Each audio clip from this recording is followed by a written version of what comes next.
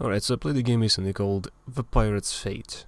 It's a charming visual novel with meaningful choices which branch the story quite a bit. Sadly, the ending seems extremely lackluster and certain meaningful events end up being brushed over in seconds. Definitely a budget title, but an enjoyable one nonetheless. I can imagine adoring this if discounted. What is it about? Mila, the spice trader, ends up attacked by pirates and with nowhere else to turn to, rescued by yet another group of pirates. But they turn out to be more than simple cutthroats. Chasing a fairy tale filled with magical artifacts, they are on a journey to change the world. Will Mila change with them, or will she randomly become fat and talk everything out? So, one thing to mention straight up about this game is that whoever was responsible for the art in this game was clearly used to drawing not safe for work pictures, let's call it that, and they clearly have a type. It just so happens that it might be my type as well, which might have influenced my thoughts on this, but I can understand if this is a problem for other people. Early on, everyone is drawn fairly sensible. They are pretty well designed even. And the diversity was definitely enjoyable because you have a dog, a cat, and some sort of corgi creature, and a bat. It's varied. But as the time goes on, characters undergo transformations, and some of those involve very little clothing, enlarged body parts, and other quirks. And I do have a problem with that.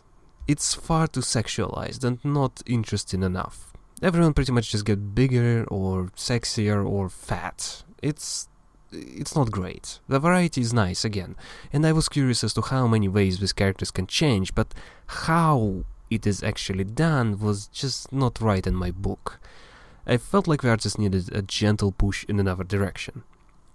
So aside from that, the game itself is fairly short, meaning some visual novels can take days to go through. This one is maybe an afternoon, but those lengthy ones are usually fairly linear, with maybe a couple of major deviations.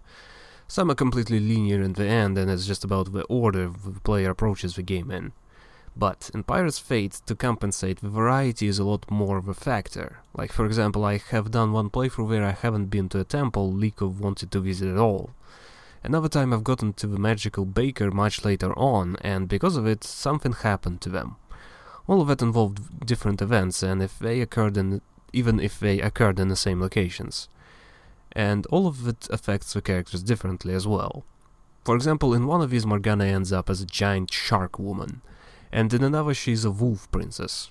I enjoy this quite a bit.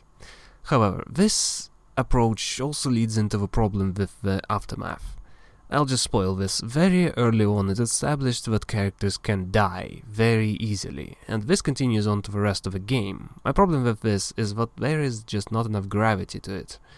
The latest playthrough I have done involved us getting captured and sent to the execution, and one character brazenly walks off to get executed first. There were maybe 2 or 3 sentences after where they mentioned this, and they are rescued very soon after that. So it honestly felt to me like if they delayed it just a tiny bit, they could have avoided the whole thing entirely, but the characters don't really treat it that way, and the person responsible for the execution isn't really treated any differently either.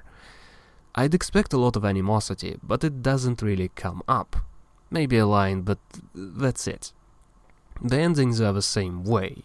Once these characters come to the end of their quest, there's a paragraph about what occurs, and that's it. Roll credits. Nothing about what these individual characters do, nothing about what happens to their transformations, not even a mention as to what happens to the coins. It's all just over. Again, I'm guessing it's tied to the scope of this game, because I imagine accounting for such a huge amount of choices and trying to write the results as to how they all come together is daunting. So it's clearly a visual novel on a budget, but I simply wish there was more, at least a few words about what happens to the main character personally. Besides that, there is very little to say. I just want to bring up the scope once again, because this reminds me of this idea I have mentioned before, that some games, or hell, anything really, a lot of these are made by people who simply bite off more than they could chew.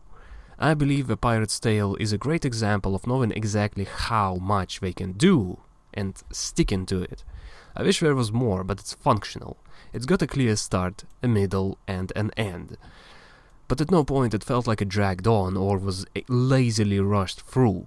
There were no giant lazy expositions dump or inconsistent character traits, and at no point did the game make any grand promises, instead delivering exactly what it set out to do. The Pirate's Fate is definitely well made, and I would be curious to see more from this team. Also, I just want to mention this because even while searching for this game, even while playing it, and after playing it multiple times, I still made the mistake of calling it a Pirate's Tale instead of Fate. And that's not the same game. I just keep making this mistake for some reason. So, I hope I provide the correct link. And don't be a dummy like me and make the same mistake as well. It's Pirate's Fate.